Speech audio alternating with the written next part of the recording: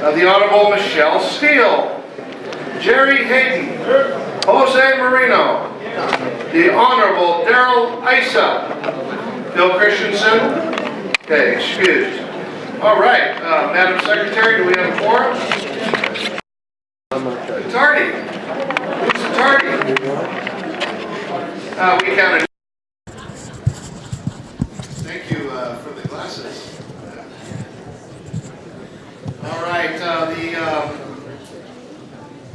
this time we have some votes tonight, so we want to make sure that everybody is sworn in. So if you're a new alternate, potentially, I think we have one new member, Charlotte Christiana, and because we voted on her last time, and any youth associates that need to be sworn in.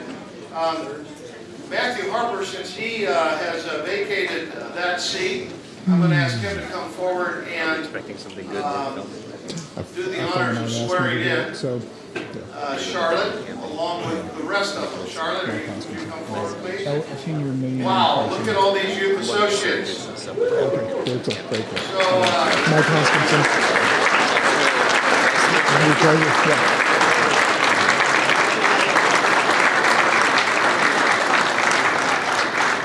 So, man, I think you ought to come up here and make it really official.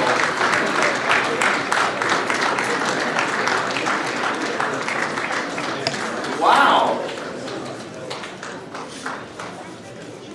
How many are there? All right, so in order to do this orderly, we're going to ask after you get sworn in that you write on a piece of paper your name, unless somebody has a list for everybody. You have the list? Okay, and we'll do this. So, I'm not sure how you want to do this. Matt, maybe you ought to take a mic and go down there. Is that mic there? Why don't you do it from down there so they can face the audience?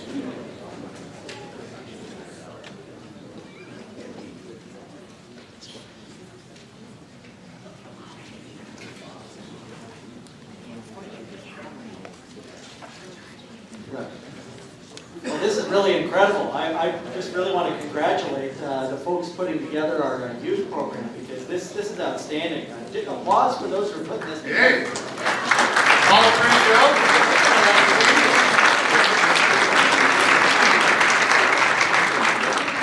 So my name is Matthew Harper, and I'm the mayor of the city of Huntington Beach, and it's my honor to be able to swear you all in, including our new member for the 72nd Assembly District. And so when I say please state your name here, please don't say state your name. Say your actual name.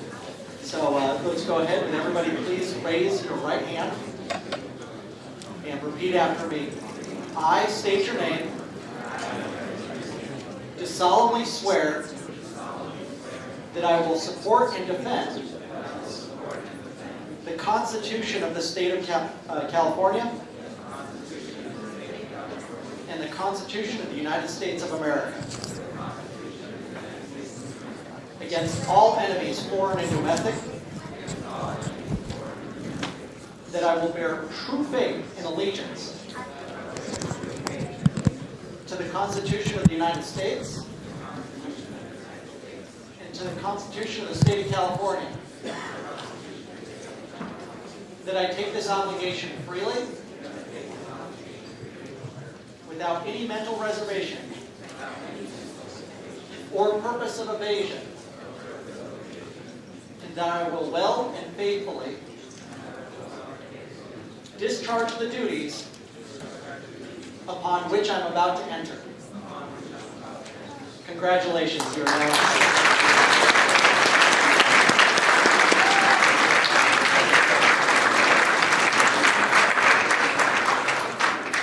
Outstanding. Somebody got a photo? Matt, you got to take a photo with you're not in it, so because you were blocking some people. Scrunch together as tight as you can.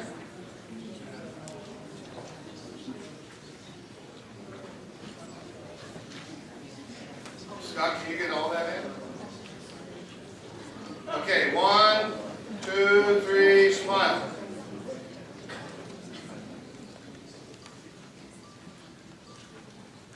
Paula, do you need a minute?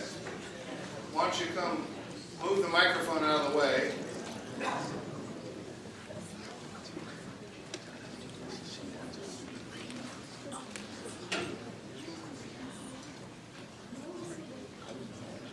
Big smiles, everybody. One last photo. 5, 4, 3. You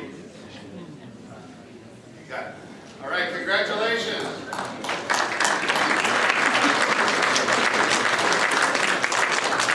All right, while you're reviewing the bylaws, I'm going to ask Don Gilchrist and Kathy Tavaleras to come forward to give the Donald Award this year. But please review the bylaws while they are coming forward. We're trying to expedite our evening here.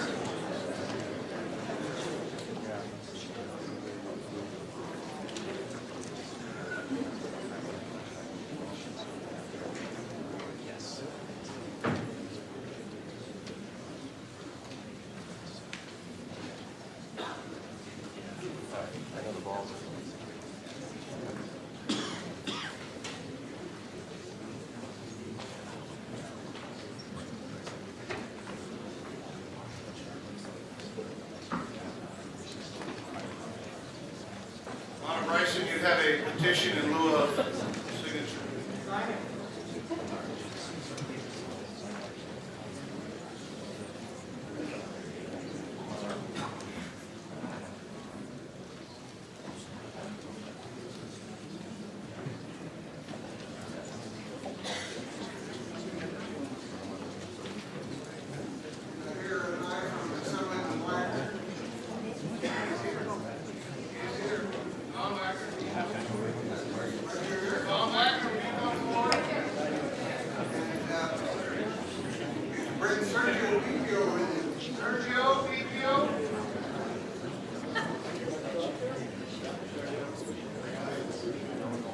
Sergio in the room.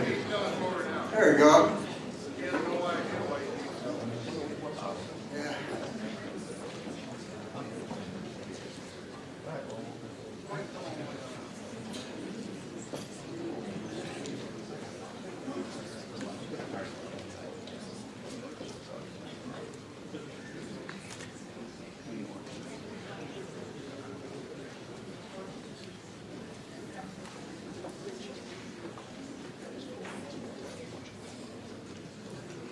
It's my honor to introduce Sergio Picchio, who's the 16th in a series of Donald Award winners. And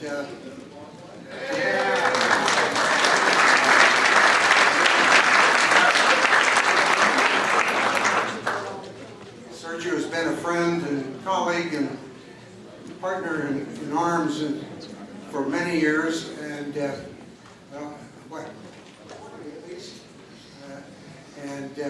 been in leadership roles in volunteer organizations, done a lot for the party, and does an outstanding job representing the legislator and working for his boss. And now he'll be off to other pursuits, but I have a few things for him. First of all, he's known to be a Reagan fan.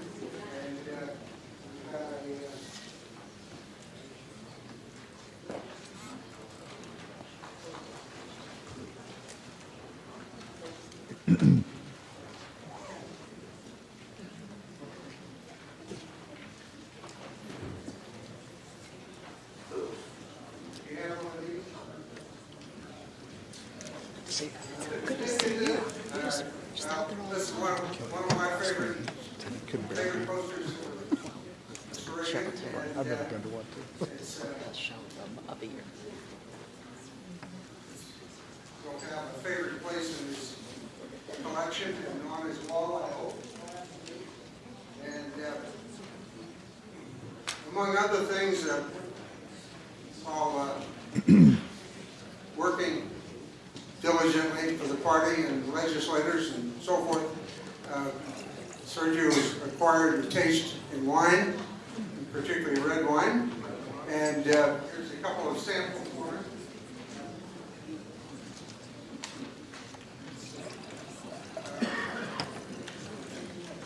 We've got a couple varieties of his special favorite. Yeah, here's one from France, from the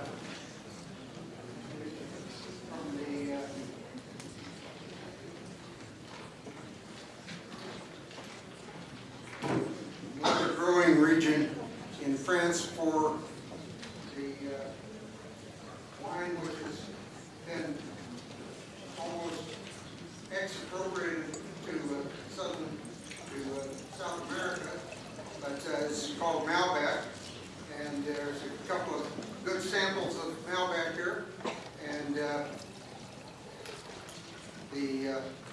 along with the story in the wine exchange catalog about why they picked the ones they picked, and some of the backstories on other wines that they feature in their catalog and in their store. Are you familiar with wine exchange? Yeah, all right. Here's some samples from them. And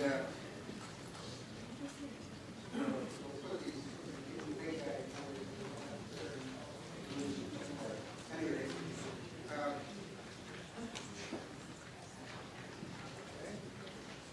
and Kathy has the plaque. There you go.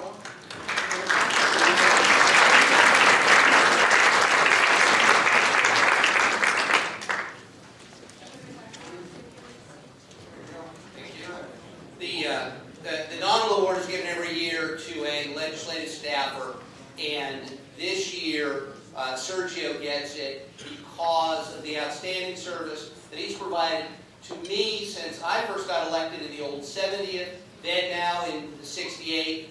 Sergio retired recently, so he's no longer working in my office. That simply gives him more time to do what he really loves, which is, frankly, the politics. He has walked precincts for people in this room. I know that. He goes back to the old days with YAF. And if you want to hear a story, ask him about the time he drove William Rusher to meet Ronald Reagan and then stood around while the two of them chatted. So this is a man who has been in the trenches with all of us for a long time, and it is certainly my absolute great honor to thank him for his years of service to the party and to me and my office and my constituents, and to award him a resolution from the State Assembly for that absolutely marvelous service. Sergio, thank you so much.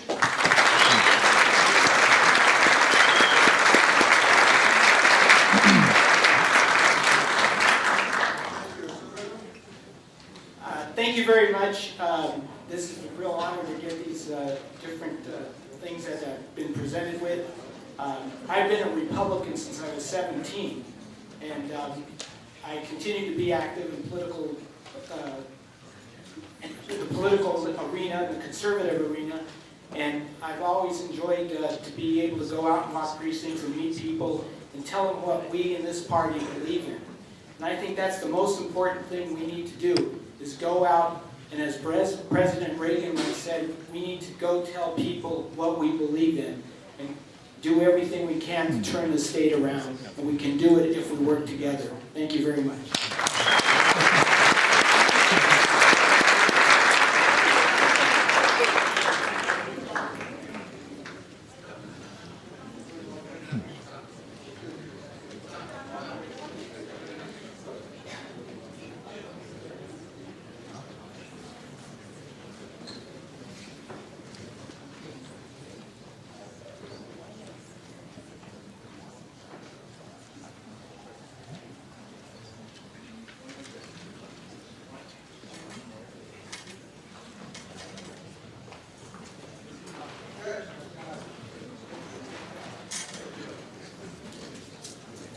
Thank you, Don. Thank you, Kathy. Thank you, Don Wagner and Sergio, for all your help. Okay, so we need to move along here. You've been reviewing the minutes, although we have a vacancy in the 73rd.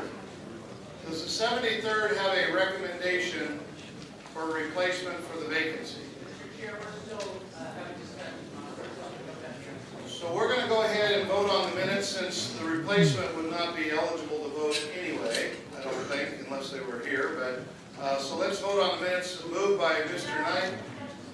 Okay.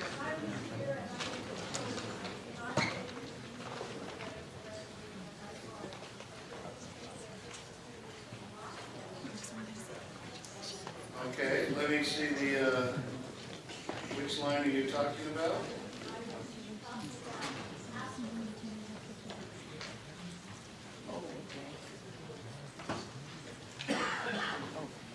What page is it? Okay, thank you very much.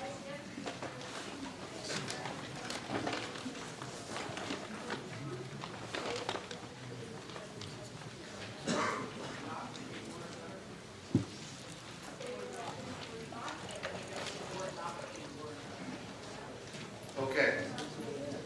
Okay, yes. Okay, so with that modification and clarification, moved by Mr. Knight, seconded by Mr. Fred Whitaker. All those in favor signify by saying aye. Okay. So, want to remind everybody that, of course, tonight is our annual Cherry Pie Night. And it's where we pick our Flag Day tables, and we have people come in and buy the Flag Day tables. And so we appreciate your participation in that tonight. But I did want to make a very sad announcement, of course, that there's a gentleman that has been with us at every Cherry Pie Night that I've been to, and he is no longer with us. Jack Christiana passed away. Charlotte is here. Charlotte, we miss him. We know that we don't understand how deeply you miss him, but 57 years that we miss him, but we appreciate everything Jack did for this party and everything you do for this party. Thank you very much.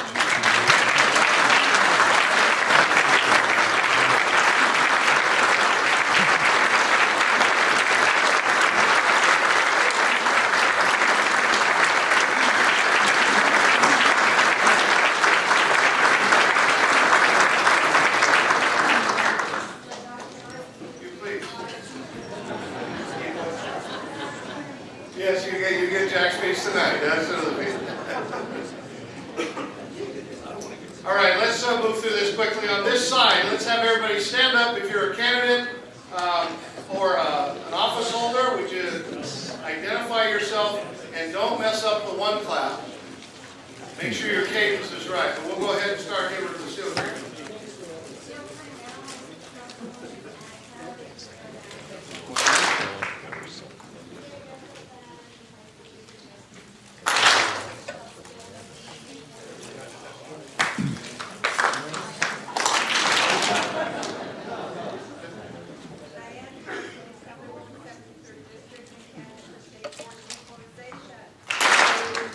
Hi, I'm Barrett Knight, and I'm running the city council in Wayne Park.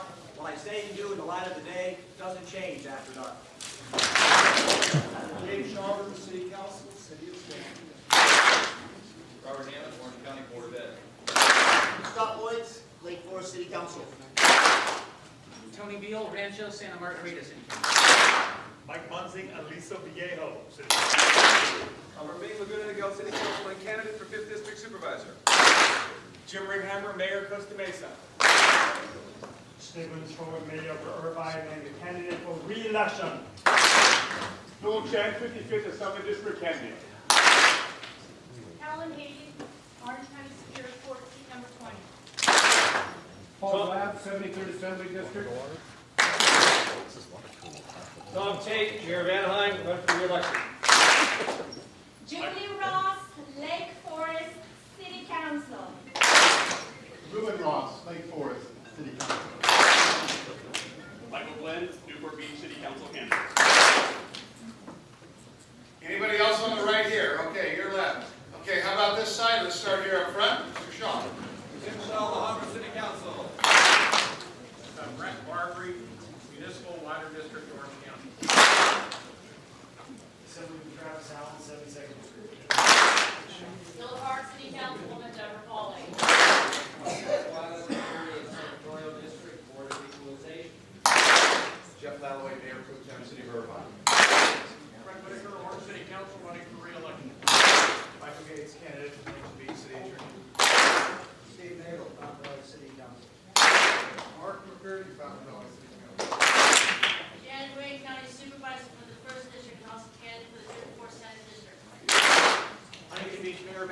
Harper and candidate for 74th Assembly District. Lee Ramos, running for council in Costa Mesa, keep the control away from the union.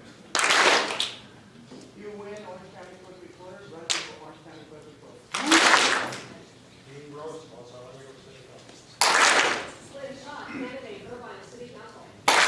Jeff Ferguson, Senior Deputy District Attorney Candidate for Superior Court Judge, seat 35. Alan Mansour, running for County Supervisor. Assistant District Attorney Kevin Haskins, running for Orange County Superior Court Judge, seat number 14. Sherry Friedrich, Orange County Treasurer, running for re-election. Steve Curry, Newport Beach Councilman, running for 74th Assembly District. Greg Randolph, Orange City Council. Eric Woolery, Orange City Treasurer and candidate for Orange County Auditor Control. Carlos Vasquez, congressional candidate, running up against Loretta Sanchez.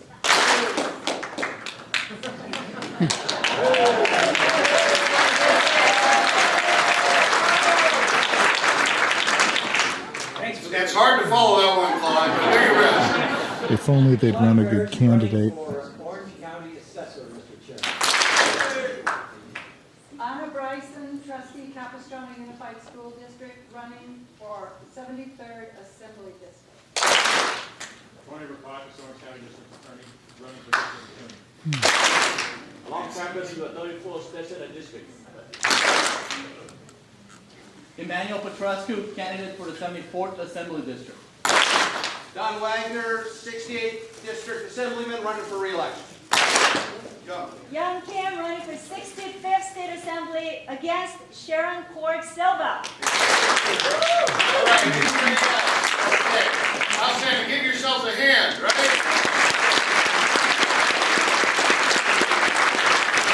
So, it's always interesting how this body fills up a lot more robustly during election season, huh? We'd like to see you guys the rest of the year too, but we understand you're busy. Okay. The CRP has their convention. When is it? Next month, March 15th, or 14th through 16th. This year, rebuild, renew, and reclaim. The three guest speakers are former U.S. Secretary of State Condoleezza Rice, RNC Chairman Reince Priebus, and Congressman Pete Sessions from Texas. And of course, I know a lot of people participated. You know how a victory has a lot of fathers, right? But in San Diego, our hats off to the San Diego Republican Party.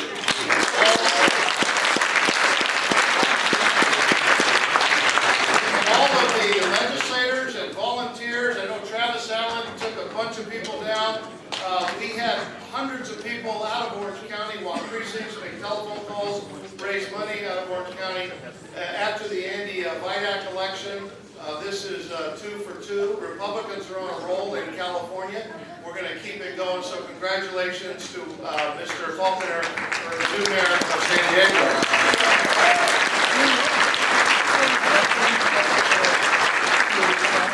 And I actually think he won because Barack Obama endorsed his opponent right before the election, so he's at 39% approval or something like that. So, but this is really a great year, and you know we've had Obamacare. You know how many changes have been made to Obamacare? 22. They've taken a scalpel and just cut that thing up. It's a bleeding mess right now, and the Democrats are running as far from it. So we need to be organized and united more than ever this year for a couple reasons. The pendulum is swinging back towards Republicans, and we have the right issues to run on. So let's stay united and let's stay focused and let's elect Republicans this year. Now, I remember I announced in January that we had 2 local elected officials of the year. And Jeff Lalloway, the current local elected official of the year, would you come forward up here? And he got the award last year. I think Don Wagner also got an award last year for all the great work they did in Irvine. And I got to tell you, Irvine is humming smoothly these days. And I was at an event, Lynn Schott, I see her here.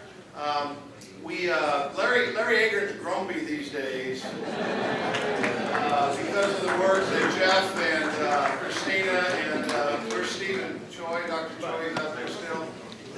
you did in Irvine, and we got that great park audit going, and things are just rosy over there in Irvine, and we like to see that. But Larry, of course, in a 3-2 majority is grumpy, but he's not gonna be on the losing end of any votes after next year because Lynn Schott's gonna retire. Larry Agron, there we go.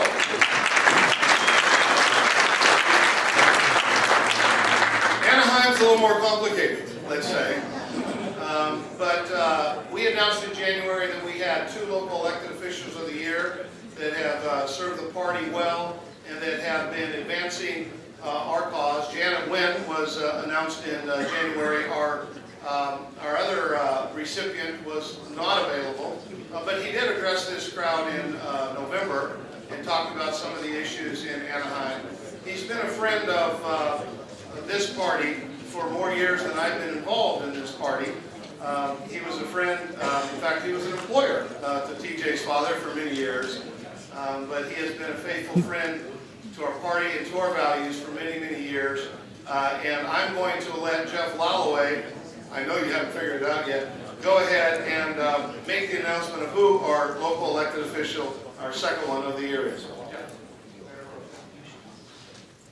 Thank you, Scott. Our 2013 local elected official of the year embodies all the characteristics we should require in our local elected officials. Character and integrity. Now, each of us thinks our own cities and our own districts are controversial. And goodness knows, Irvine, we have a lot of controversy going on. But Anaheim is at the top of the list for controversy. And I'm proud to call the 2013 local elected official of the year a friend, and he deserves our support in the city of Anaheim for engaging in these fights. We may not always agree with him, but as a Republican who's an incumbent, he deserves our support. I'm proud to award the 2013 local elected official of the year to my good friend Mayor Tom Tate.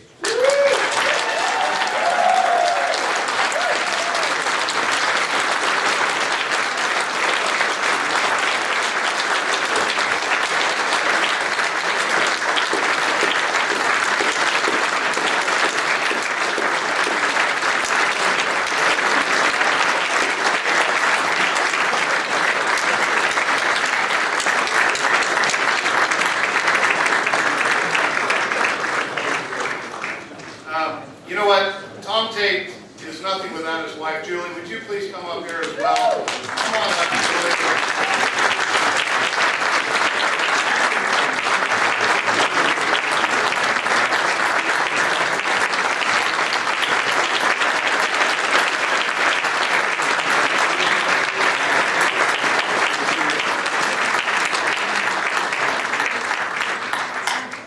All right, Tom, we've had many conversations. We've been in the trenches for many, many years together.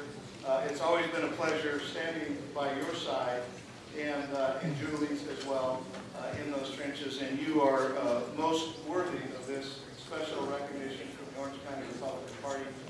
We thank you so much for not only your years of service to this party, but in particular, difficult times now. Your party is there for you. And I want you to know that we appreciate you and we love you so very much.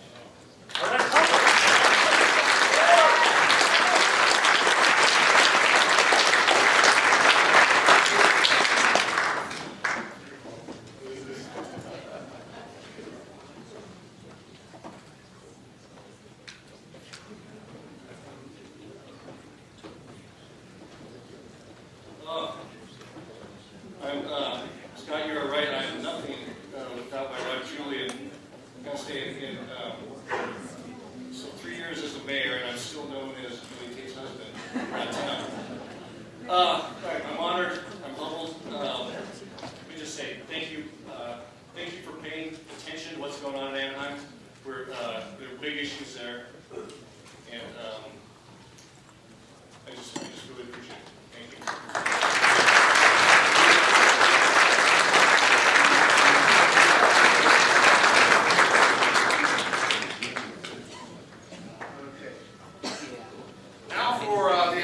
I give the 73rd one more opportunity to participate in this. Have you reached a conclusion?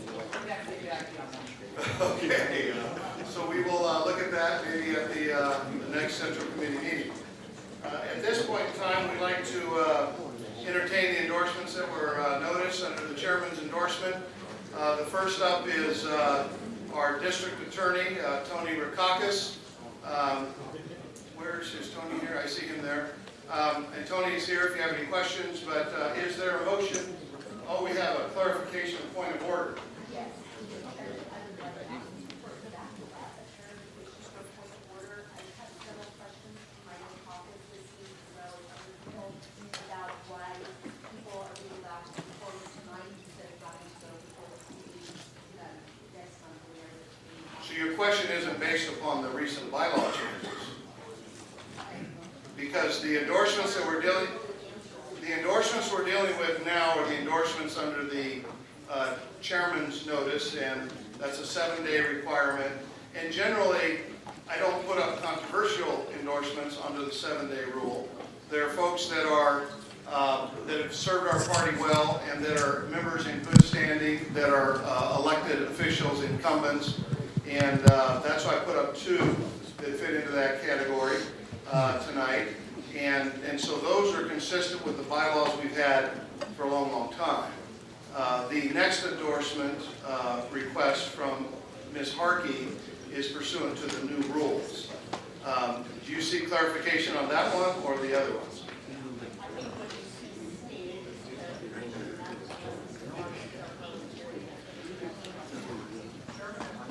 Okay. Well, you gave Kermit a chance to speak, and he did.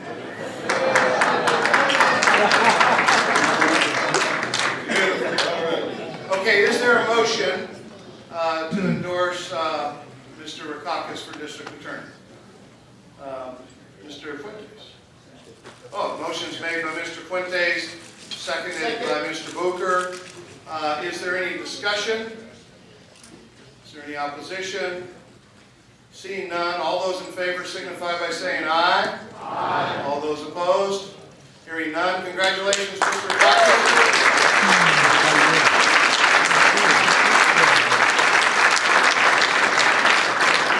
If I could put my 2 cents in, I didn't want to color the debate there too much, but Tony has been a wonderful friend of this party. I got to tell you, he's a man of justice. He doesn't play games with the awesome power that he possesses and possesses. And he's a true patriot, and he's a conservative, and he's very disciplined and judicious when he decides who should be prosecuted and who should not be prosecuted. So, Mr. Rakakis, we thank you for your dedicated service. You're a great American. Congratulations on your endorsement.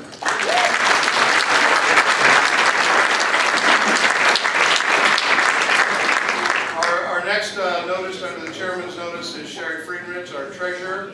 Mr. Hammond? Okay, moved by Mr. Hammond, seconded by Mr. Shaw. All right, is there any discussion? Charlotte?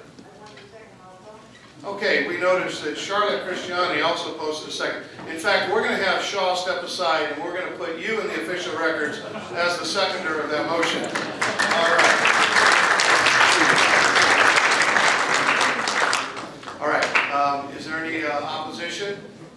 All those in favor signify by saying aye. Aye. All those opposed, hearing none, congratulations, Sherry.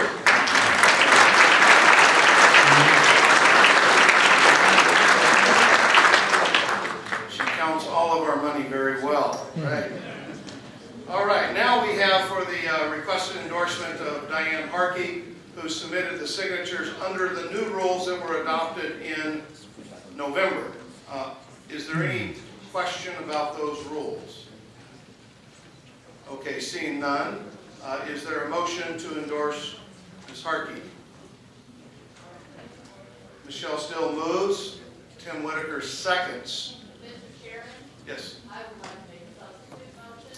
Okay. We've just endorsed 2 incumbents, which makes a lot of sense, but I'd like to make a substitute motion to table this endorsement until after the close of filing, which is March 7th. It's premature to endorse in this race when we don't have any idea what the final field will look like in what is an open seat, and there may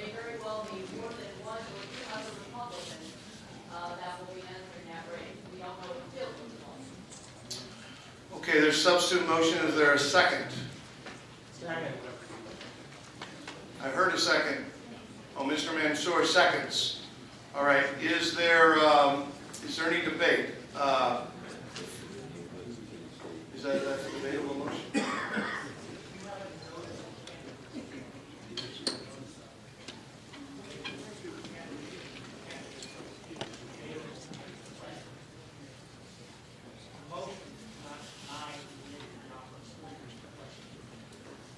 Okay.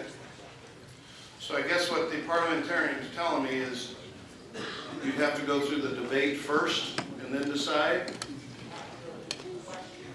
The question.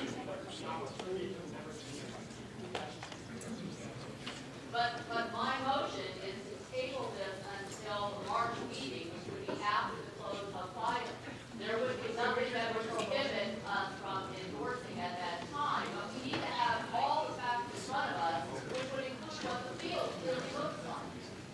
So I've reviewed the bylaws, and it appears that the motion for endorsement was premature. The motion cannot be made under our bylaws until we've heard from the candidates. So the issue over here is rather moot. So we shall proceed hearing from the candidates. Mr. Whitaker? Only one candidate has to be endorsed. Do you think anyone to speak? No, we issued rules on that, and they, yeah.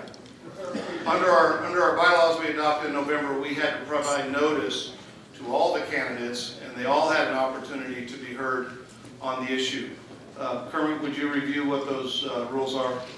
Rules provide that if a candidate seeks an endorsement, a partisan, under the partisan rules adopted in November and amended in January, that candidate and other Republican candidates for that office have the opportunity to speak and must answer questions. Membership. Following that, a motion may be made. But the motion cannot be made until they, A, are given the opportunity to speak, and B, they given membership the opportunity to question. So the way we're going to structure this is we will hear from the candidates. If after we hear from the candidates, there's a motion and a second, that would be the proper time to do a substitute motion. Okay. Yes, Mr. Hammond.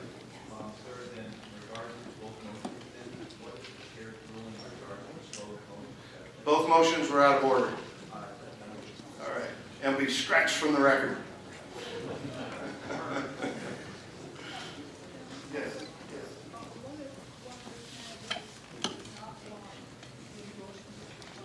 They can make that as part of their presentation. All right. Any other questions? So there were three that I know of that were notified. Senator Weiland, Assemblywoman Harkey, and former Assemblymember Van Tran. I understand Van is not here. Has anybody seen Van? Okay. Okay. So the question is, Ms. Harkey, would you like to present?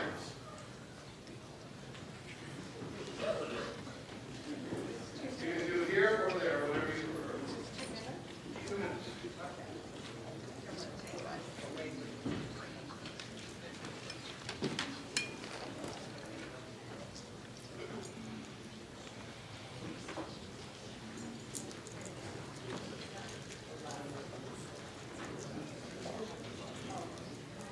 Do you hear me?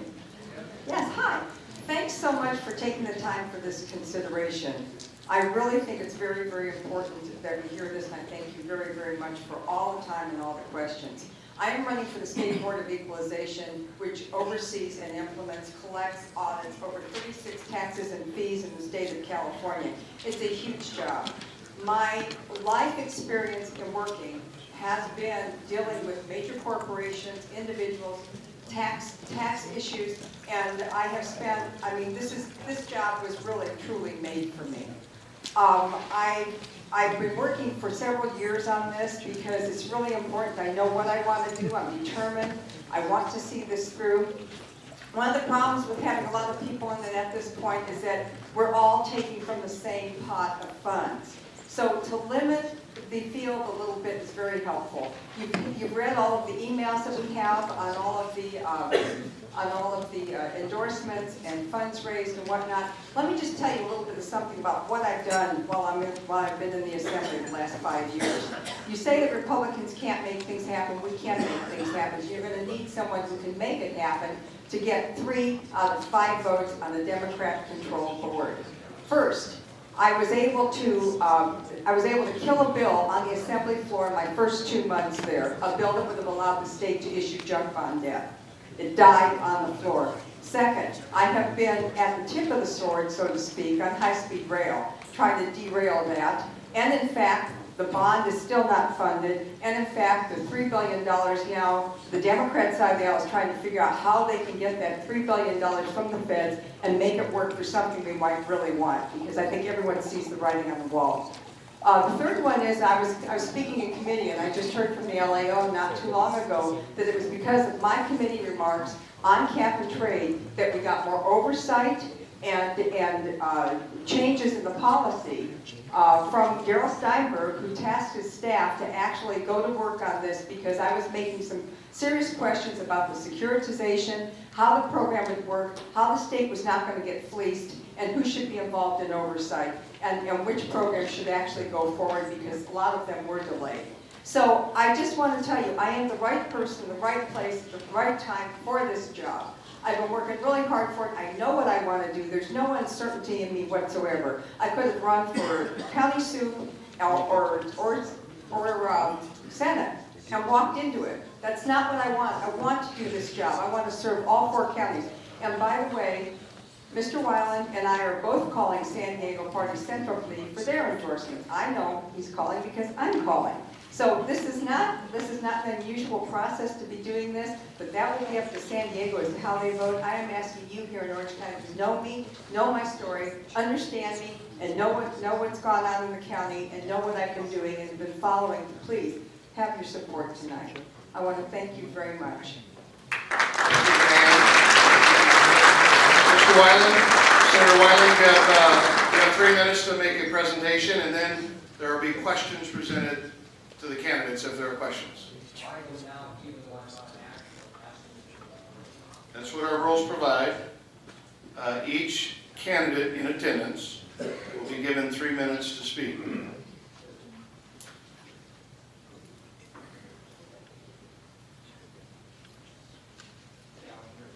However you like it. It's your choice. I think this works. Well, I also really appreciate all the work that you do all the time, and I'd just like to start out with a quick description of my own background. I think many of you got the letter and email I sent. I owned my own business for about 20 years, and during that period, I had about 100 to 200 employees, and I dealt with directly with the Board of Equalization dozens of times. I could spend an hour here discussing the minutia of the sorts of things they do. I know exactly what businesses need in order to be able to prosper, and I know exactly how to reform the Board of Equalization. But that would be kind of boring, so I won't continue with that, except that I'm quite familiar directly with it. And I'll just add as another note, because I think it's very important to Republicans. During that period, I owned my own business. We had 3 attempts to organize by unions. 3. I was involved in those on the ground, right in the middle of them, and we won every one. So I know from direct experience exactly what it's like to have to fight unions. Now, during the 13 years, I started off on the school board, and during the 13 years that I've been in the legislature since then, I've had a conservative voting record, and I've done my best to try to help this party. The reason I noted in the letter the amount of money that I have given over that time, which is close to $1 million, is because everyone here, and certainly the chairman in his role as leader, and I didn't see Dick Ackerman, he may be here, any of us who are members of the legislature know that's how you get new members. That's our struggle right now, is getting new members. One example, some of you may know Tony Strickland up north. I gave $100,000 in that campaign. I could have kept it for my own race. Tony won by less than 1 vote per precinct. Less than 1. That election wasn't decided until almost Thanksgiving. Now I hope that that helped, because one of the first things you learn is that politics is a team sport. You really don't, there are lots of egos in it, but you can't achieve what you want to achieve unless you do it together. And so for me tonight, the core issue is not really whether someone supports one of the candidates in this race, because I welcome that. I think that's natural. People have relationships. They want to endorse people. They know people. They want to give them money. That's a natural thing to do. But I think what we're talking about here is something very, very different, because we've got a Republican hat on. And it just seems to me, after all this time and effort, that that amounts to an endorsement against what I tried to do. I just hope we wait until at least after filing, if not after the primary. Okay, thank you. Why don't you keep the mic there? Ms. Harkey, would you come back up? Are there any questions from the audience? And again, under our rules, you have to be a member or an alternate if your member is not here. So there'll be a vote. If there's anybody that's a guest that does not belong in the first 5 or 6 rows there, we'd ask you to step up and move back because questions now are coming from the body. Is there a question? Pat Shelley.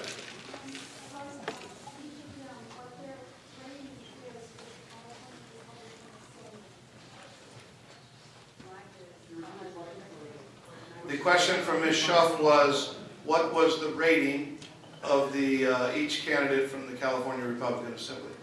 I believe my rating was 100. Yes.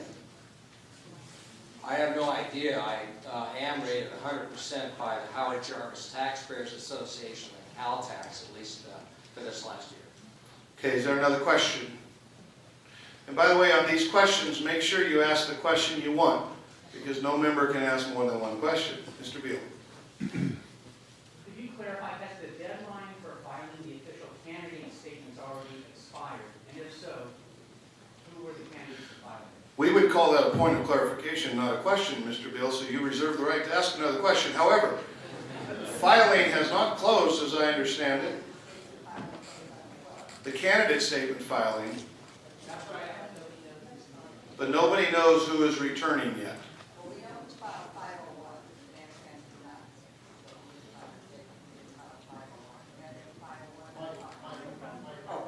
You had to have a 501 form on file by the Secretary of State, so we know that Van Tran did not file a candidate statement. Whether or not he chooses to enter the race without one is a question.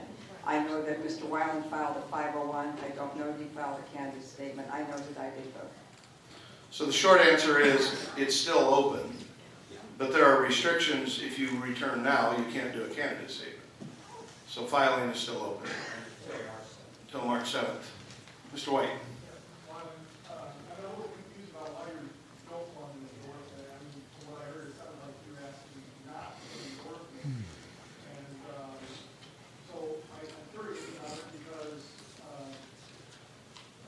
and I'd also like to know from the chairman, are we unable to endorse 2 candidates of the Republican Party? So that if we do endorse somebody, we're endorsing against somebody or something. Well, so let me do the point of clarification. I believe we can endorse as many as we want, write-ins or anything. I don't think we've ever endorsed more than one. So the answer to the question is we could, but we've never done that. Now to your question. I'd be happy to take a dual endorsement tonight. I'm not so sure Diane would think that was so great. The reason I didn't, and I want to clarify that point about each of us is trying to get the endorsement of the San Diego party. On my end, that was defensive. I just was forwarded an email today of someone working for Diane trying to get that endorsement from actually someone who supports me. I don't believe personally in primaries where there's no incumbent primary where there's not some unusual situation, and those situations present themselves, that we should endorse prior to a primary. Because that's what our Republican electorate is supposed to do. That's my belief. Thank you. Well, I do believe that you should endorse. Obviously, I'm here asking for it. I made a positive motion to ask for it. We are both working San Diego. It was not defensive. It's been done. We've been calling around for a while. He has been calling around for a while. It's just the way you do things. Parties endorse. And under Prop 14, you have all the more reason to endorse. So I want your support, and I'm calling around because I really want to get this moving. We have a lot of important seats. Quirk Silva needs to go. We have to, then Young Kim needs some money. We have to get some money to Janet Wynn. Very, very important seats that we have to win. And the funds that we all sent to San Diego for their mayor's race was really huge and important. Now we're going to be wanting a little bit of that back here because we're all running now on legislative seats. So to the extent that somebody has worked and tilled the fields for this, I think it's a more than appropriate request. And I really know what I'm doing. I've never made a pause on this. I really want this endorsement, and I would appreciate it. Thank you. Are there any other questions of the candidates? Yeah, you may. And then is there any other questions? Okay. I just want to But this is not really a debate, so we got to be snappy on all this. I let you do it. I want to be very clear about this. It is defensive. I'm happy tomorrow, either in this county, any other, San Diego, to say there's no endorsement pre-primary. I'm happy we can send a letter out. I'm happy to do that. I personally don't think that's the way to go. Okay, Desiree has a question. Desiree and Jeff. Who's that question directed to?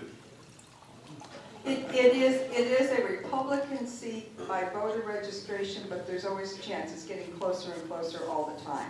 Have any Democrats filed? Yes, one Democrat has filed. And so, obviously you try to get support on both sides, but with the Democrat in the race, you know where that vote's going to go. So yes, it is going to be contested, very hotly contested. Jeff. Yes, I believe this is an important question. Would you each, question for both of you, would you each consider yourselves to be a Republican in good standing, and why? Well, there's a softball. You guys can. That's a real softball. We got to limit this answer to at least a minute or two. I'm a Republican in very good standing. I have always been a Republican. I have never funded a Democrat in the race. I have only endorsed Republicans and a couple DTSs in the cities where there weren't. And anyway, my voting record is very, very clear. My CRA rating, my CalTax, Howard Jarvis taxpayers, OCBC on the transportation issues, all very, very highly rated. I can't think of, the NRA, everybody, and I've been endorsed by just about every one of those organizations. So I just really, I think I'm very good standing. I've been elected 3 times for the legislature. Last time I won by the second highest votes in anyone in the legislature in the state. Nancy Skinner was first, and Tom Amiano up in San Francisco, Berkeley area, and then there was Diane Harkey. We get out the votes, we pump it. We actually have campaign offices all over. We're going to have them all over, and we're going to coordinate with our endorsed people so that we can get out the vote for everybody. Thank you. And I've contributed big bucks, by the way, big bucks. $1 million, probably. Thanks. I think actually there's probably not much difference in the voting record between us, but I think that's something, again, that Republicans in the primary ought to decide. I've worked for Tilden Fields for 13 years, and that effort and for all those candidates, I think has made a difference. At the end of the day, what we're supposed to do is try to help elect other people to the body, and I've struggled to do that, and worked hard to do that, and given away money that I couldn't get for a race. I actually think this is about the party more than it is about each of us, and I think that's what that vote is tonight, is about the party and trying to keep a unified party rather than us decide which candidate may be the best. I think that's for the Republican electorate. Any more questions? Mr. Nagel? Yes, either candidate, or both candidates, have either of you taken money from the I've done public safety from the state capitol. I do public safety. From the state capitol. Well, since I've been elected to the I've taken money from public safety. I guess the question would be more. I could go into detail, and this could be a debate, but I don't think it's appropriate. I don't want this to be a fight. Well, Okay, they both said yes apparently. Is there another question from the Mr. Marsh? And again, questions can only come from members or their alternates if the member is not here. Mr. Marsh. What other counties have each of you requested an endorsement from the county of I am requesting endorsements actually in all of them, but I don't have votes secured yet to do so. I have not requested votes or endorsements from any county. I think I'm making it clear. I just don't believe it, and I frankly don't see why in an open seat that it makes sense for someone who's really worked hard for this party to make a pre-primary endorsement. Okay, Mr. Hammond and Mr. Lindsay.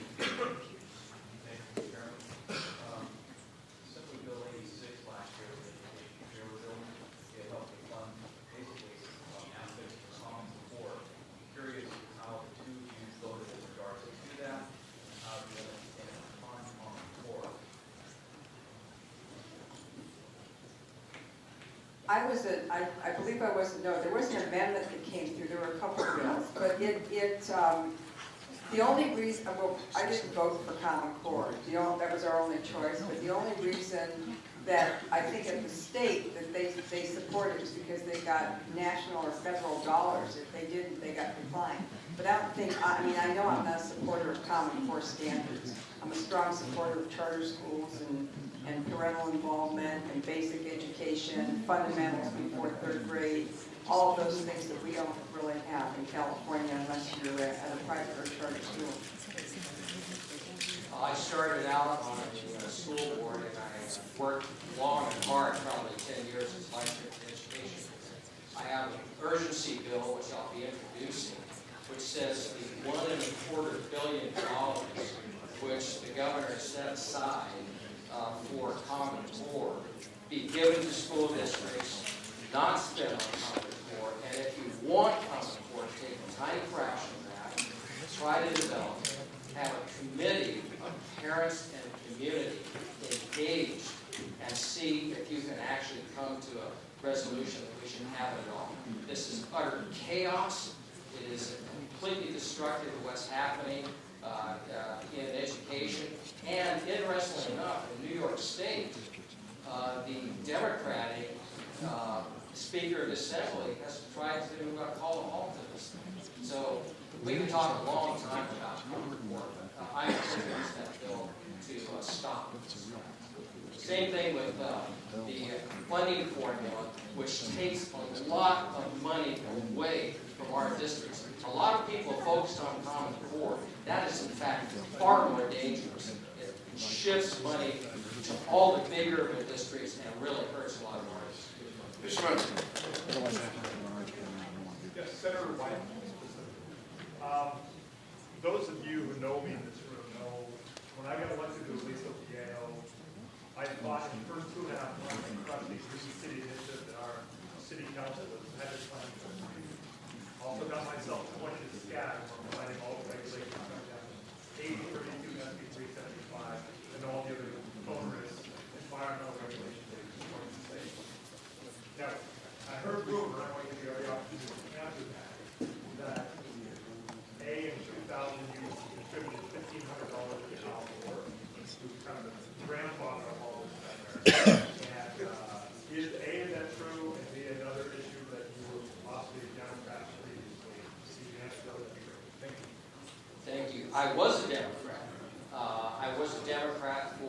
quite a while until I finally got religion.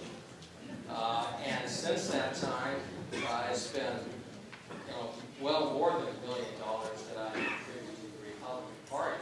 I think I understand that a lot better. Let me say something about AB 32 since you brought it up, because I understand it directly. And I was there when we had that debate. And in that debate, it was Democrats saying this is the greatest thing since sliced bread, Republicans saying this is a myth. Two of us said something different. And what I said, and I strongly believe, is that we are being taken tremendous advantage of by China. What we're worried about here is, and I voted against every one of those regulatory bills, every single one of them, which I understand from personal business experience. The problem we have when we do those things is hamstringing us and not doing anything about all that pollution from China. Back to the Al Gore contribution of $50 million. Is this a second question? No. I'm sure when I was a Democrat, I made contributions to Democrats. Yes. I may have contributed Al Gore. I will say, because I was already a Republican after that, believe it or not, that was an iteration of Al Gore who was bragging about being a tobacco farmer and dancing around with I'm a convert. Any other questions of Mr. Booker?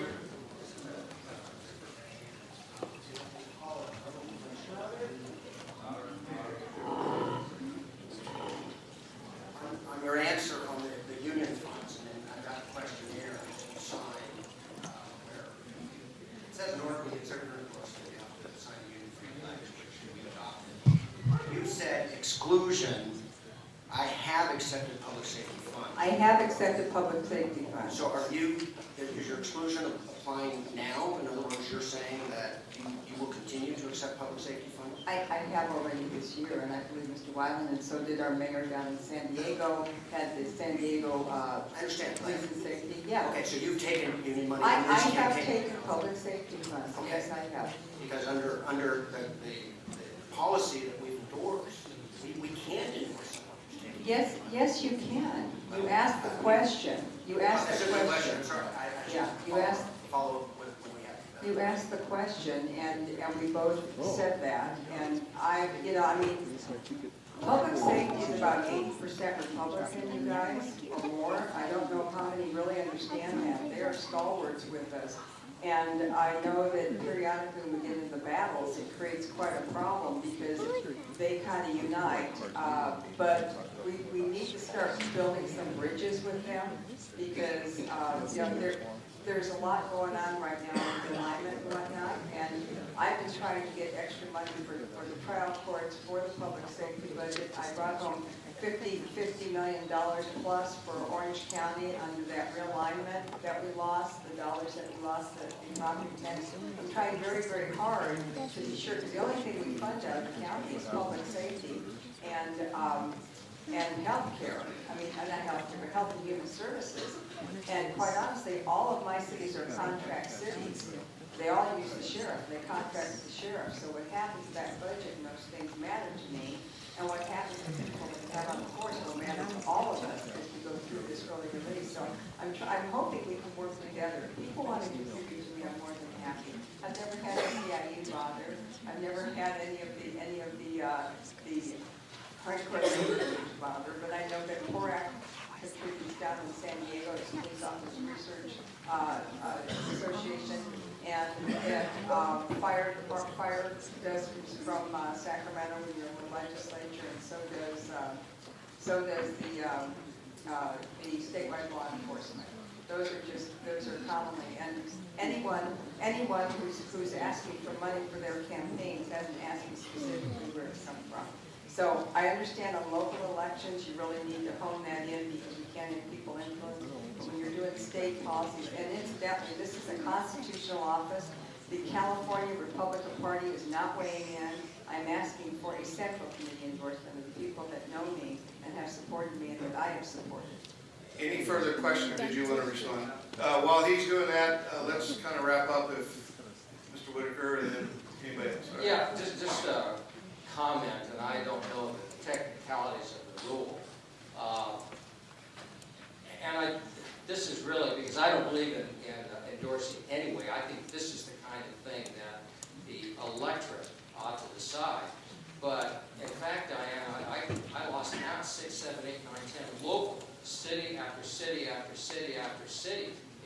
County, their local groups gave, I think it's $12,500. I don't want this to be a debate, but I think that's an important clarification, and that's just my opinion. Okay, Mr. Whitaker. This is going to be violent. That is probably better, as I understand it. 2012, in this economy, you broke ranks with Republicans and voted to increase traffic tickets. Like the end of that. And then the second follow-up is, as I understand last year, in a couple of papers that recent August of last year, they reported you having a habit of walking out on certain bills that are kind of Republican core values, such as driver's license for immigrants, poverty milk, having a ship named after them or something like that, and it was addressing that issue, and that was a concern to me, and I'm glad to hear how you feel about that. Well, thank you for answering the first one on the traffic. 2012. I have no idea. I mean, we vote on 2,000, maybe 3,000 votes a year. I don't believe in it. If for some reason I wasn't there or voted, I mean, sometimes you do mistakes. I don't think I have a 100% rating of Howard Jarvis or Caltax if I voted for tax. And the other ones were Harvey Milk. I certainly, well, all right, okay. Let me make it really clear. I do not support, and I find it abhorrent, the notion of naming a ship after Harvey Milk, one of my dad's best friends in high school, died in Pearl Harbor saving people, and they named ships after him, J.C. England in the Navy. Now, there's one thing that's very different in the Senate than in the Assembly. In the Assembly, you can be off the floor, you can come back an hour later, and you can vote.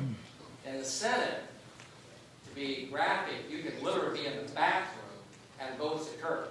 So I don't know, I can't tell you the thousands of votes. I strongly oppose that, and I certainly would never support it.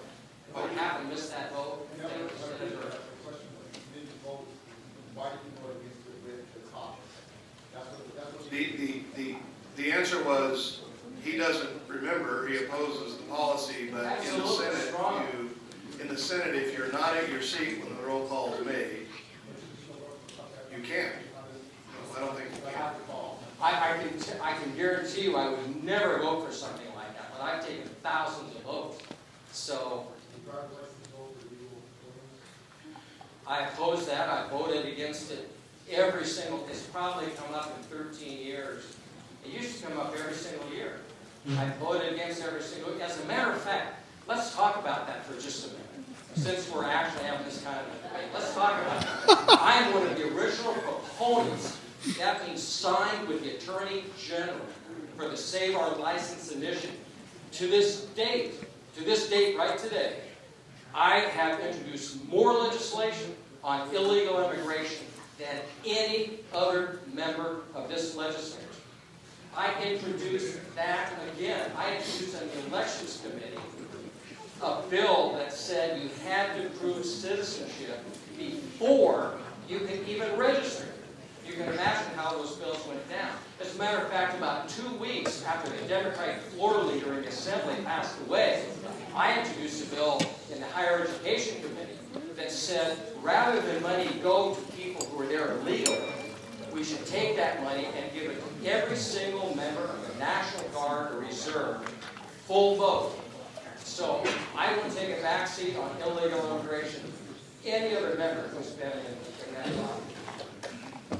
Okay, we've exhausted the rules here on questions that can be asked. The issue now is the debate. The debate is not over. If there's a motion for an endorsement, then you can have more debate. This was just a Q&A to get to know your candidates. Okay. So is there a motion? A motion would be in order at this time for an endorsement. Moved by Tim Whitaker, seconded by Mary Young. Okay, is there debate? What are our rules of debate? 3 against 3 or 4? Are there 3 people who wish to speak in favor of this endorsement? Okay, Mr. Shaver, Mr. Whitaker, and Mr. Beal. Are there 3 people who want to speak against this endorsement?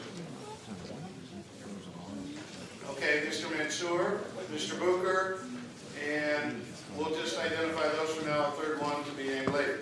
Okay, there's a motion and a second. The candidates, you might as well stay up here, but who wishes to go first? Mr. Beal? Mr. Shaver? Go for it. First statement made earlier that everybody wanted to wait until March the 7th, when other candidates had an opportunity to file. I think the 2 candidates who are standing here before us started their campaigns over a year ago, maybe 6 months ago. I don't think there's anybody else. Okay. Anyway, somebody mentioned the fact that on March 7th, everybody wanted to wait until we find more filings. There's only real need for that because true candidates started this campaign over 6 months to a year ago. And I think tonight we have the 2 candidates that have put the effort and energy into asking for that endorsement, even though one of them hasn't. So they've had plenty of time, if you're going to run for this office, to pull your papers and to state your case. Thank you. Okay, Mr. Mansour. Would you come to the center or however you'd like to do there?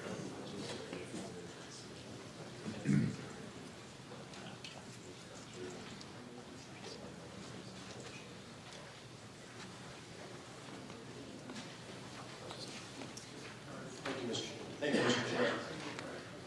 I'd like to ask everyone tonight to not vote to endorse. I think it's premature. I think what we're seeing tonight, all the debate, all the questions, is probably the main reason why we should not be endorsing early. There's a lot of questions, and rightfully so. We should be asking questions. Now, the members of the public probably have a lot of questions too, before we can come to a conclusion. But I work with Mark and Diane, both of them up in Sacramento. They're both good Republicans. And I actually endorsed Diane. But this is a request for an endorsement from the party, and that's very different. Historically, and again, these are both good Republicans, and historically, that endorsement process has been reserved for when there's a Democrat in the race, or a strong Democrat, or only 2 people in the race, a Democrat and a Republican, or it's going in November, and we've only got to get behind a Republican. But in this case, there are multiple Republicans, and it's too early. There will be a runoff. There is a chance, a time, when we can get behind a Republican. The other time would be if there was a Republican in good standing, and maybe the other Republican, was actually not a Republican or didn't really vote like one. That would be a different situation. These are both good Republicans. I think this is going to only cause division that we do not need. We need to unite, and we need to let the elections take their course and back a candidate at that time. I ask that we not endorse tonight. Thank you.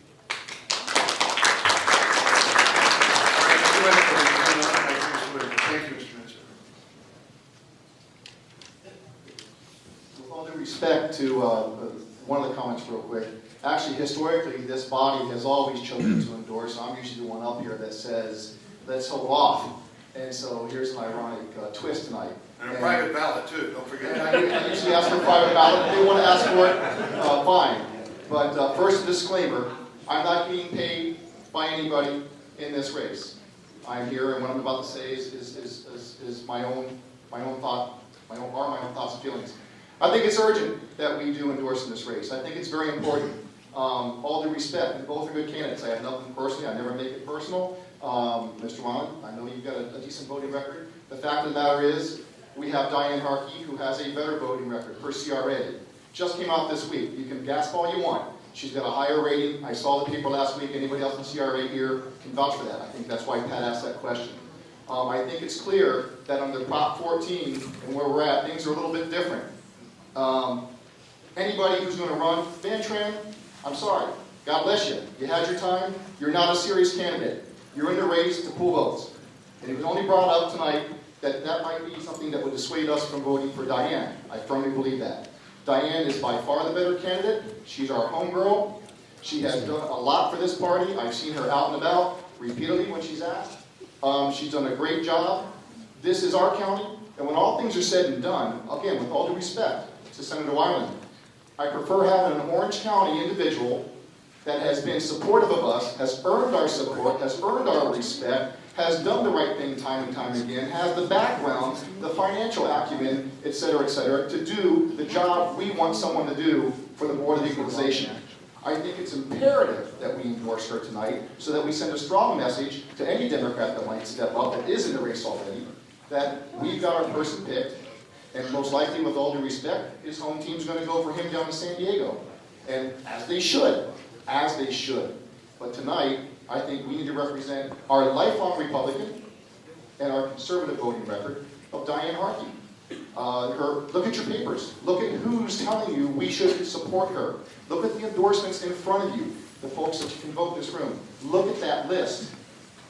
Look at it. And if they, as respected, endorsed Republican leaders, think she's good enough, we, as a Central Committee, also should support her because she's more than good enough. Between the two, respectfully, she's the best qualified. And that's what should matter tonight, regardless of what you hear. Thank you. Thank you, Mr. Whitaker. Mr. Booker and then Mr. Beal.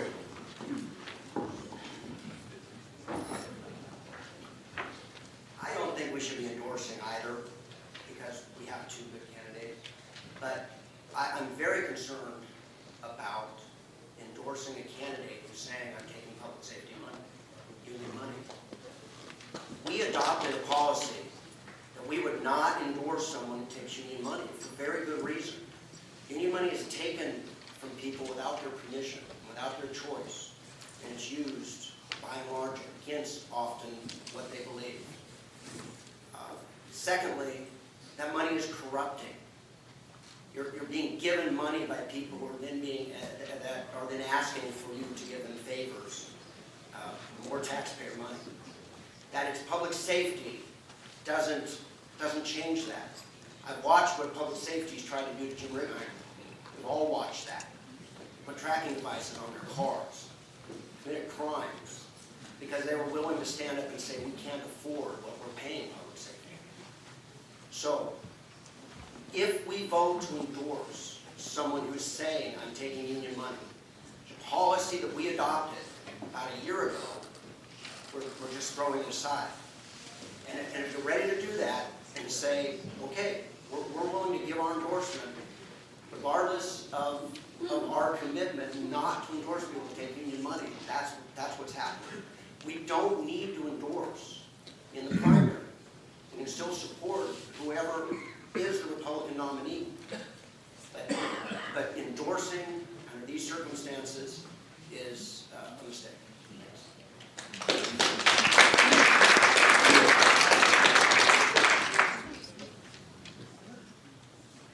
Thank you, Mr. Chairman. With all due respect, I disagree. There's really two questions tonight before us. Whether or not this body should endorse Assemblywoman Diane Harkey. But there's also a question before us, and it's about us as a body, and whether this body wants to exert leadership to influence the electorate, or whether we want to stand on the sidelines, I guess leading from behind. I, for one, would urge you tonight to say loudly and clearly that we want to support Diane Harkey because she is the known conservative that has worked with us in Orange County for years and years and years. She is a proven commodity in Orange County. And with all due respect, her opponent is not. He represents our area. I have been the mayor of Rancho Santa Margarita the past 3 years in a row. With all due respect, I don't think I've ever met the senator, yet he represents my area. I have had Assemblywoman Harkey come to our city on numerous occasions, speaking to us on issues of importance, coordinating with us and working with us. And I think that's important. I've also been involved in numerous campaigns regionally in Orange County, And I have seen firsthand Diane Harkey contributing her time, effort, and money to make success of GOP races from the lowest local level. And I've heard loudly from Senator Wyland that he's done similar things, but it hasn't been in Orange County. I like the certainty. I think we should support those that have supported us through the years. And the question before us, if we had a choice to lead, why wouldn't we? And do we have a preference today that we would like to express to the people of Orange County? Who do you want to see as your next representative on the State Board of Equalization? I can stand before you proudly and say, I prefer Assemblywoman Diane Harkey, and I hope you do too. Thank you, Mr. Beal. Okay. I believe that this race is over and done with in June, and it does not go forward to November. And I heard Mr. Booker say in his statement that it would go to November. So Yeah, no. Yeah, it goes to November. Your point of order is out of order. All right. Okay, with that said, yeah, there's one left for an opposed. Okay.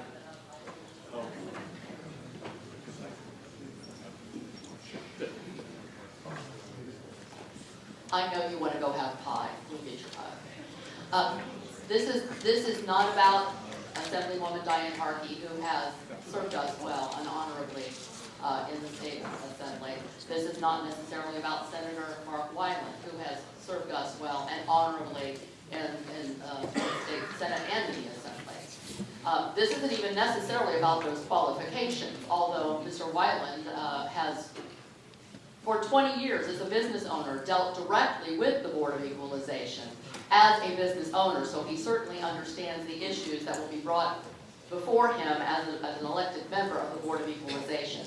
What this really is about is whether or not we should be making a decision, and once again, as a Republican Party, being perceived as cramming down the throats of the electorate who we decide they should vote for. Let me tell you, on the grassroots level, this is something that people are very sick of.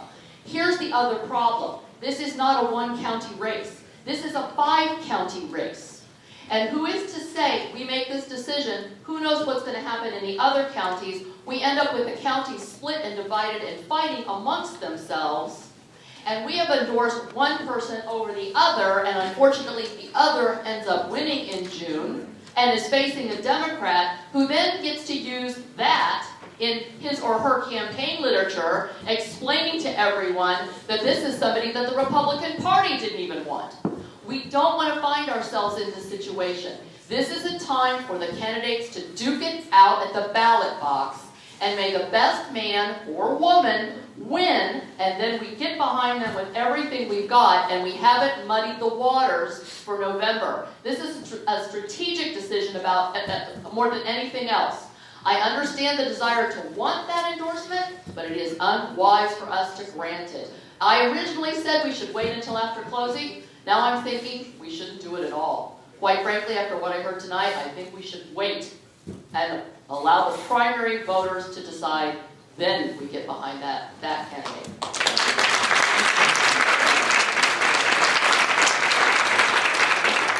I don't think it was debate, but all comments having been heard, we shall now take a vote. I just want to make sure there's 4 tables, 4 rows. On the 5th row, there are no votes on both sides. So from the 1, 2, 3, 4, Mr. Draper, your roll, and Mr. Bill, your row are the final votes. If somebody needs to, is in the back, needs to come forward to be counted, do so now. And remember, if your member is here and you're an alternate, you don't get to cast a vote. Is there anybody who's an alternate whose member is here? Your member is here? Okay, so you won't be casting a vote. Marcia? What's that? I'm not going to, I'm sitting back here. Okay, so we will count Marcia's vote because Marcia does what she wants to do, right? And so we won't count this vote, but we will count Marcia's vote. On the vote, Mr. Hammond, your point of order. I'll defer to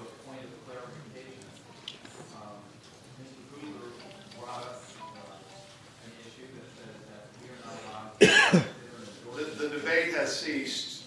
I don't, The debate has ceased, but he brought up a point, and I don't believe that either the parliamentarian or yourself made a ruling in regards to what he brought up, namely that we are not allowed to endorse. So I'm going to ask you a question. so the answer to the question, I think, is in 2010, a resolution was adopted by this body.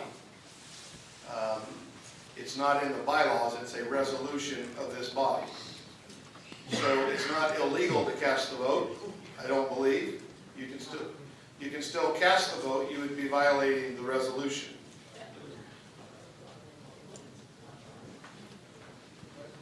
Does that answer your question? Another point of clarification.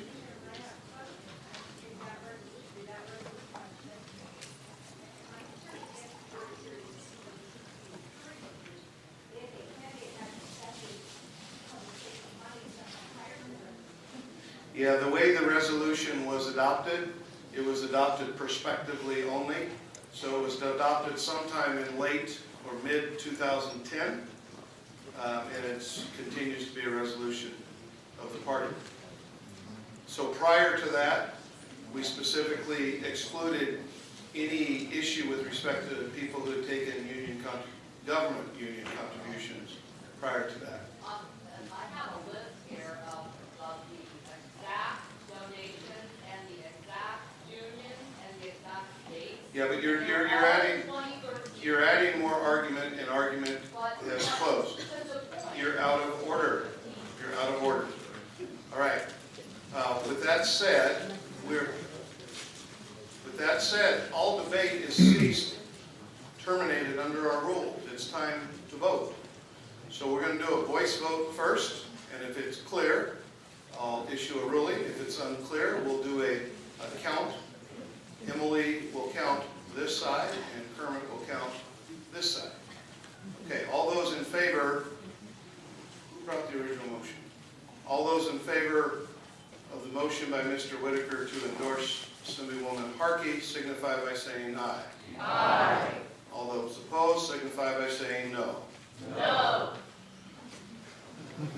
It's right on the edge, so we're going to have to count votes. Okay. It has to be a 2/3 vote, yeah.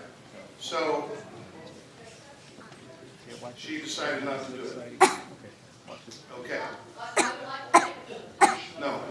We're in the middle of the vote. All right. So now we're going to do the ayes. If you're an aye vote, would you signify by standing up? And for the record, it's 2/3 of those present and voting. So if you abstain, your vote doesn't count in that calculation. All right? Emily, would you count this side?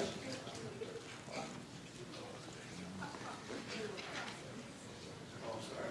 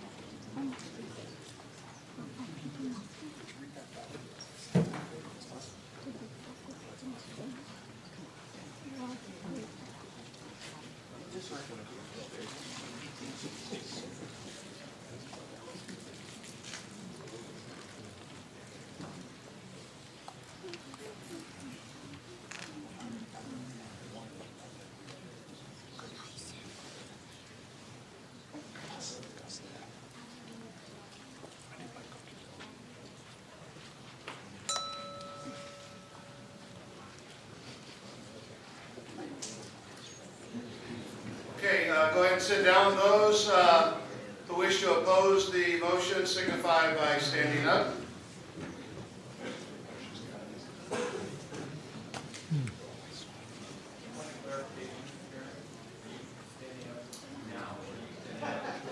I am not standing up.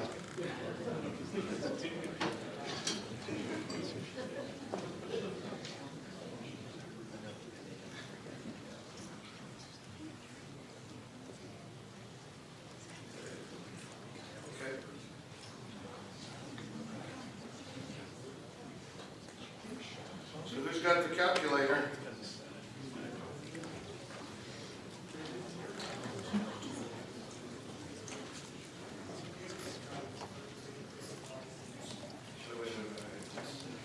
Okay. The 2/3 would be 32 votes that are aye votes. There were 35 aye votes, so congratulations, Ms. Harkin.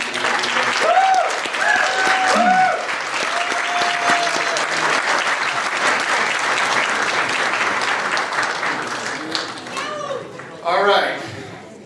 So with that said, Thank you, thank you, thank you. This is so important. It's important for momentum. It's really important for fundraising. I really appreciate it. I got a long haul, guys. Thank you. okay, I've got something fun to announce, and that is on April 21st, it's going to be our regularly scheduled Central Committee meeting. But we're going to have the meeting at 5 o'clock. Would you please note that?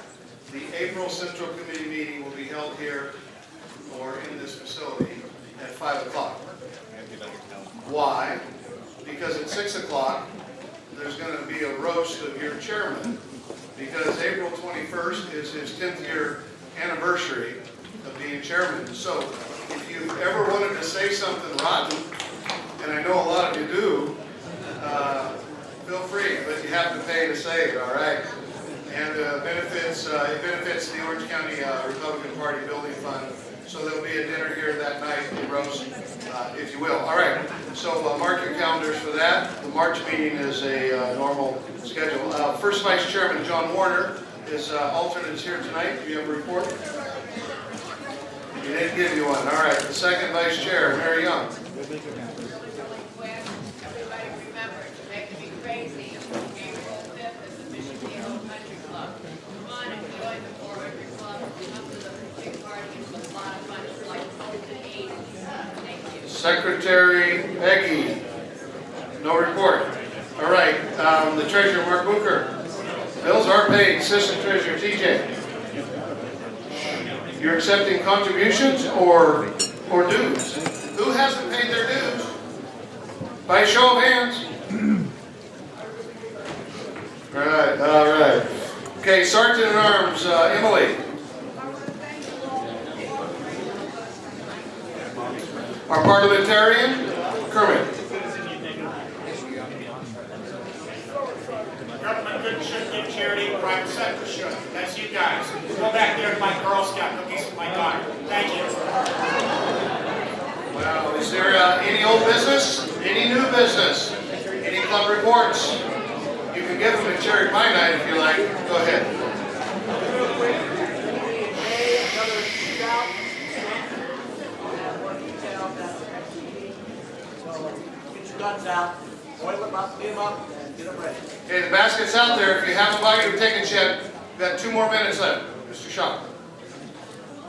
The Northwest Orange County Republican headquarters is now open for training classes on precinct walking, voter registration, canvassing, and candidate.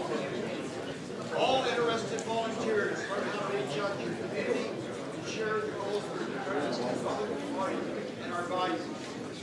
If you go to the website, the Orange County Republican Party under events, there's a list of all the training dates. Anybody that you have that would like to help get trained. Thank you, Ms. Shaver. Any other club reports? Announcements. Motion to adjourn by Mr. Baron Knight. Seconded by Mr. John Draper. We'll see you over at... Oh, wait, one more announcement. We're going to let us... Okay.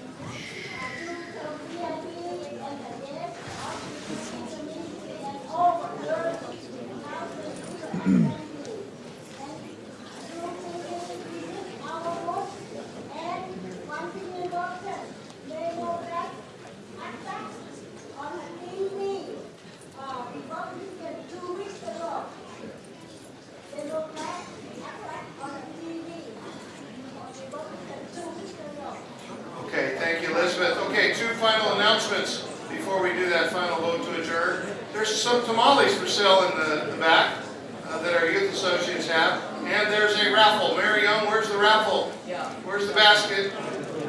Where's the basket?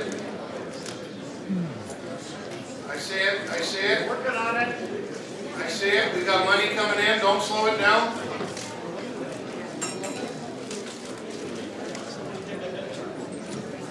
We have a technical problem. Now, we'll just do it next month, we get the money back. All right, we're going to do it next month. The motion, all those in favor, signify by saying aye. Get your money back from Mary.